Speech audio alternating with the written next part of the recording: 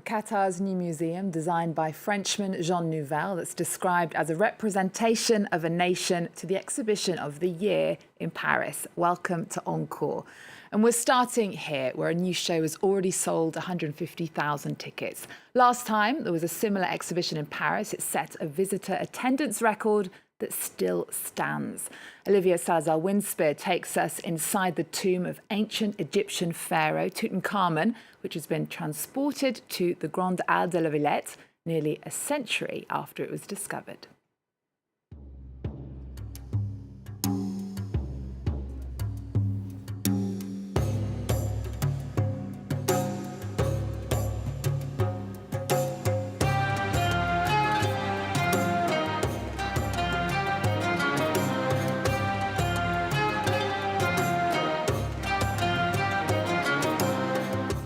He's the ancient world's most notorious pharaoh, the boy king who was more famous in death than during his short life. Tutankhamun was buried more than 3 millennia ago, and he didn't go into the underworld alone. 5,000 precious objects filled his tomb, things like this miniature effigy. These dazzling treasures of the golden pharaoh are now on show here in Paris.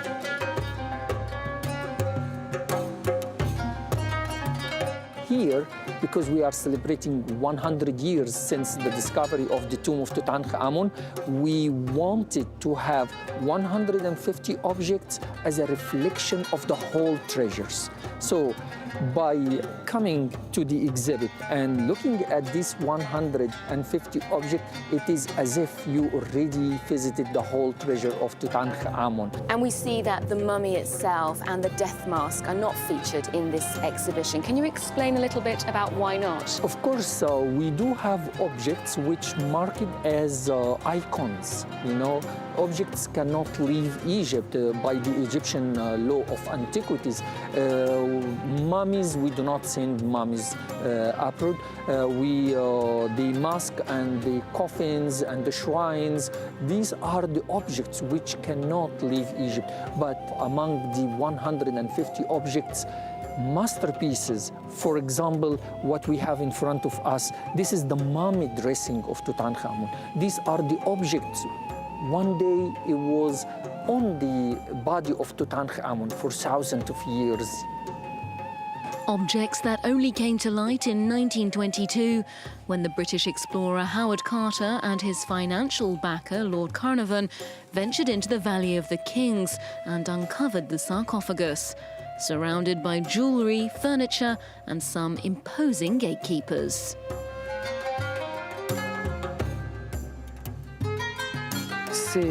It's a guardsman, and it's also Tutankhamun. The ancient Egyptians had no trouble believing that one figure had two different identities, two roles and two meanings, even though they seem different. Because it really is Tutankhamun, and it's also one of the two guards at the entrance of his tomb. His treasures have been studied and catalogued for almost a century, but Tutankhamun's identity has long been something of a mystery. DNA research has shed some light on his family line in recent years. Now we know that Tutankhamun is the son of Akhenaten and of a woman from his family. That could be a great queen, Nefertiti, for example, or someone else whose name we don't know.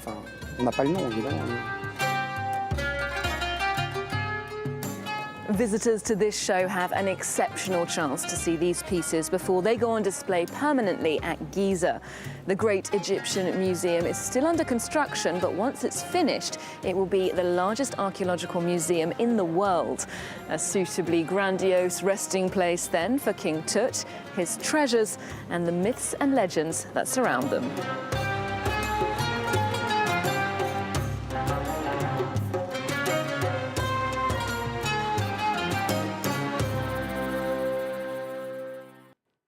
The Tutankhamun Pharaoh's Treasures exhibition runs until the 15th of September. It will then go on a worldwide tour across 10 countries until 2022, after which it will be displayed in the Egyptian Grand Museum. Now to Qatar, where the Arab state is unveiling a new museum which its designer, the French architect Jean Nouvel, says could help resolve the ongoing diplomatic crisis affecting Qatar's relationship with surrounding countries.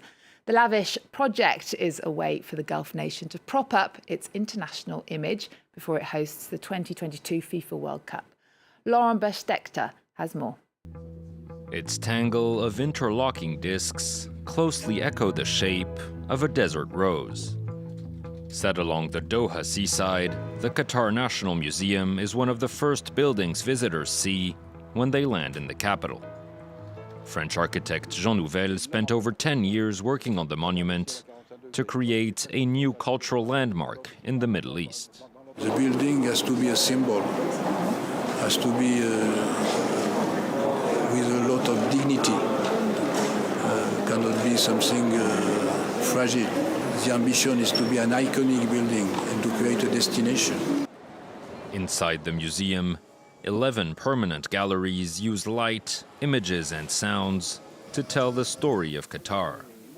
From prehistoric and tribal times to the discovery of massive quantities of oil and gas that propelled it into the modern era. Objects are brought to life. You would see the objects in their real environment, how they're used, why they were used, and what they mean to the people of Qatar today. An interactive journey through time that seeks to cement Qatar's position as an emerging global cultural player. No matter, if you're a Qatari or if you're a tourist or if you're an expat who's living in Qatar, I guarantee you that you will find something you're gonna find out something that you didn't know about Qatar or its culture. The museum's unveiling is also a way for Qatar to show it's not been affected by nearly 2 years of Saudi-led boycott as it prepares to host the FIFA World Cup in 2022. 50 years ago, American astronaut Neil Armstrong was the first man to set foot on the moon. On the anniversary of this moment, Paris's Grand Palais is taking visitors on a journey through artworks and objects, offering real and imaginary perspectives of the moon. The retrospective goes from the Apollo 11 mission to the very particular vision artists and scientists have of this Earth satellite. The co-curator tells us why we should get on board with Galileo, Cassini and Jules Verne. Don't be afraid to care. Leave, don't leave me. Look around. We each have a special relationship with the moon. She belongs to all humans. She is our reflection, our companion. This exhibition allows us to go on an extremely poetic, existential journey. It maybe gives us a chance to travel to the moon. And the moon exhibition is on at Paris's Grand Palais until July. Two masters of abstract art are being reunited for a Paris exhibit, Alexander Calder and Pablo Picasso. The Picasso Museum is placing the two giants of 20th century art side by side, opening up a fascinating creative dialogue. The exhibition, comprised of 120 works, looks at how the two artists influenced each other throughout their careers. Erin Ogunki has more.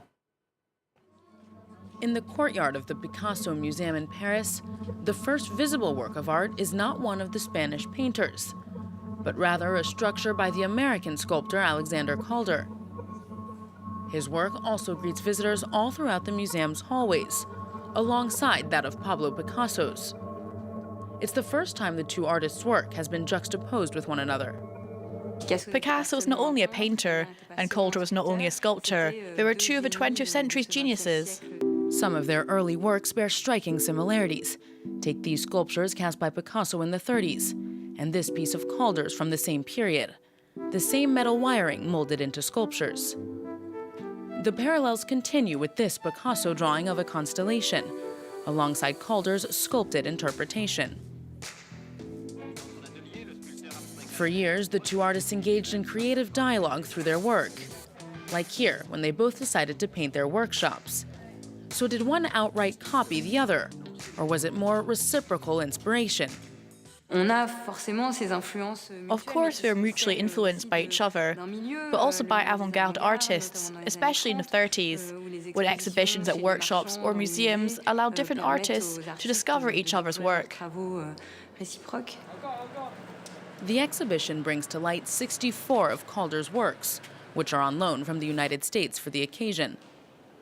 Among them, this red giant carved out of steel. On a pu dire qu'il était à la sculpture ce que Picasso est à la peinture. The American artist spent much of his life in France's Loire Valley, though he's often left out of French museums. But he did leave his mark in Paris's business district, La Défense, with this abstract structure called the Red Spider. At 15 meters high, it's one of Alexander Calder's most noteworthy pieces created in France. And in another Parisian culture centre, Picasso is being paired with another legendary artist. This time it's the Italian filmmaking master, Federico Fellini. At Paris's Cinematheque, there's an exhibition about Picasso's influence on Fellini's work. We're going to leave you with that. Remember our website. We're also on Twitter, Facebook and Instagram. There's more news coming up on France 24 after this.